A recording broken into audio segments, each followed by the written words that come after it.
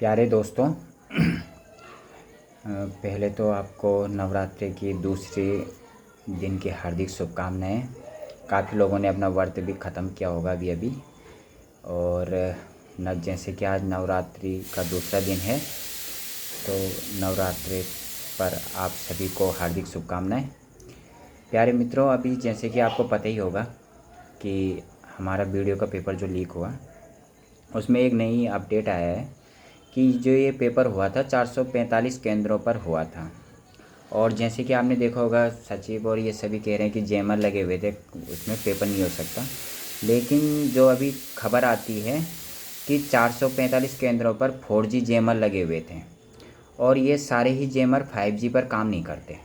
मतलब अगर आपका मोबाइल सेट 5G है तो जैमर वहाँ पे काम नहीं करेगा, क्योंकि अब ये चीज़ें तो एक टेक्निकल छात्र या साइंस के स्टूडेंट समझ सकते हैं, या जो कंप्यूटर साइंस से रिलेटेड हो वो समझ सकते हैं कि कोई भी 4G नेटवर्क होता है वो आपका 700 मेगाहर्ट्ज़ पर ही काम करता है, और इससे ऊपर की 700 हो गया 1800 तक मैक्सिमम पे काम करता है।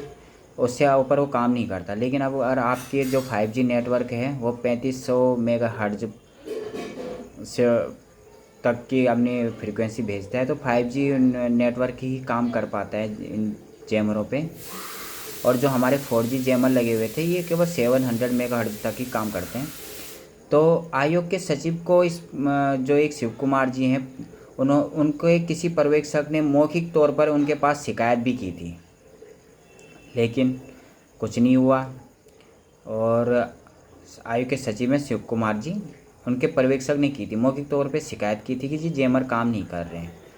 और जो ये जैमर लगाए थे ये 445 केंद्रों पे जो खरीदे गए थे, उनको ECIL करके है कोई कंपनी, उनसे ख़रीदे गए थे।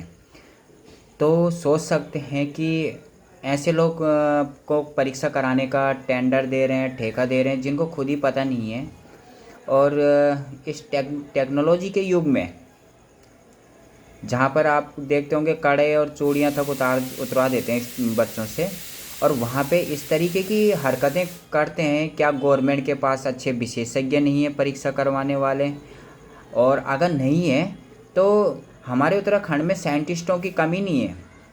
आपके अच्छे अच्छे इंस्टीट्यूटों में अच्छे से कंप्यूटर साइंस की इतनी ब्रांचें हैं, इतने बच्चे आते हैं, आगे टीचर हैं, उनसे कम से कम एक मार्गदर्शन तो लिया ही जा सकता है। लेकिन जैसे कि बोलते हैं कि अंधेर नगरी चौपट राजा वाला हिसाब है कि भले हमारा उत्तराखंड और ये पूरे भारत देश की बात करूं, पहुंच तो गया है 2025 में, और आज के ज़माने में भी ये लगा जैसे कि 5वीं और 7वीं शताब्दी में जी रहे हों।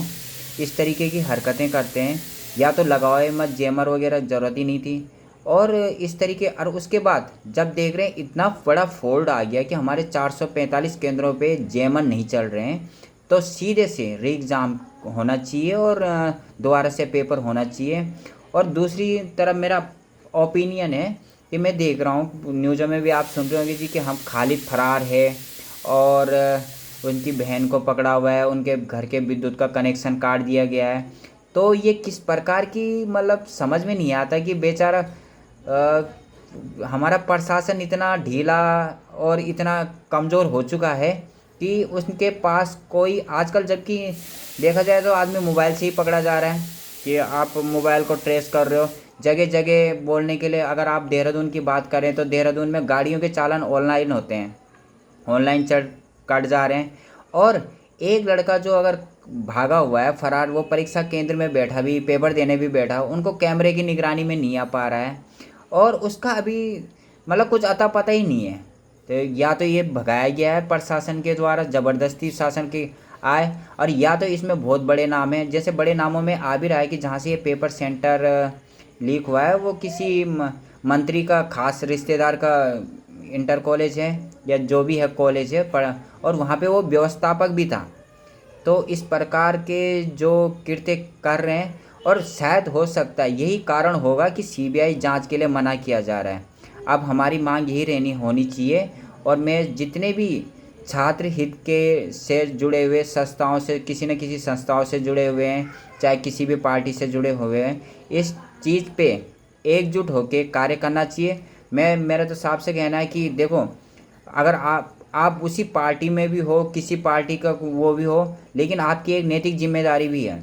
आप उस पार्टी, आप पैदा जिस घर से हुए हो, जहाँ से हुए हो, तो वहाँ से आप पे पार्टी का लेबल लग के नहीं आया हुआ है, आप यहीं बने। लेकिन आपने जन्म से, और जो एक आपके माँ बापों ने आपको पढ़ाया होगा, संस्कार दिलाया होगा, ये मेरा उन मंत्रियों के लिए आग्रह है, उस चीज़ को ध्यान में रखते हुए। मंत्री और ये चीज़ें तो आप 5-10 साल 20 साल में बन रहे होंगे, लेकिन जो आपने भी अपने जीवन काल में पढ़ाई लिखाई की होगी, उस समय आपने जो भी आपके शिक्षकों ने सिखाया होगा और आपके अंदर जरा भी नैतिकता बची हुई है, तो आपको इस परीक्षा को दोबारा करवाना चाहिए। और इस नकल विरोधी जो कानून, नकल अध्यादेश और ये चीज़ें, इनका ठोस पालन करवाना होगा। और जहाँ तक रही खालिद को पकड़ने की बात, अगर आप जहाँ हम परेड ग्राउंड में धरने में थे, कल हमने देखा वहाँ सैकड़ों पुलिसकर्मी खड़े कर रखे थे। इतने वहाँ स्टूडेंट नहीं जितने वहाँ पुलिसकर्मी खड़े कर रखे थे। ये लग रहा था कि बिल्कुल छावनी बना रखी थी, जैसे कभी आपने पुरानी पिक्चरें देखी कि ब्रिटिश अंग्रेज़ लोग करते थे, कि लोग आंदोलन करते थे और किनारे किनारे पुलिस वाले खड़े रहते थे। वही दृश्य कल का आपका परेड ग्राउंड में था। आपने देखा होगा, फ़ोटो है, वायरल है। और इतनी भारी पुलिस, अगर इस भारी पुलिस को, इस काम को, और किसी भी, अगर इन चीज़ों को आप पेपर में, न्यूज़ में, और अभी आप इनाम, जहां आप इन जेमरों पे इतना खर्चा कर सकते हैं, अभी इनाम की घोषणा, अगर पुलिस नहीं पकड़ पा रही है उस खालिद को, आप इनाम की घोषणा कीजिए। पुलिस का रखिए 50,000, 1 लाख रुपये इनाम रखिए, 10,000 रुपये इनाम रखिए। कोई ना कोई आपको सूचना दे के यार पकड़ा देगा। अगर नहीं, अभी तक खालिद पकड़ा नहीं गया एक छोटे से उत्तराखंड में, तो ये पुलिस प्रशासन की नाकामी है। और इसमें मतलब अब बोलने के लिए तो शायद पूरे उत्तराखंड में किसी के पास शब्द हों। इन्हीं शब्दों के साथ और हम पुलिस डिपार्टमेंट से भी आग्रह करते हैं, और मंत्रियों से भी जितने हैं, कि अपने जो आज तक आपने कृत्य किए, ने गलत कृत्य, जो ये पेपर लीक करवाने के, और जो भी इस चीज़ के लिए जिम्मेदार हैं, सार्वजनिक रूप से माफ़ी मांगे। कोई दिक्कत नहीं है, माफ़ी मांगे और सीबीआई जांच का आदेश दें। धन्यवाद।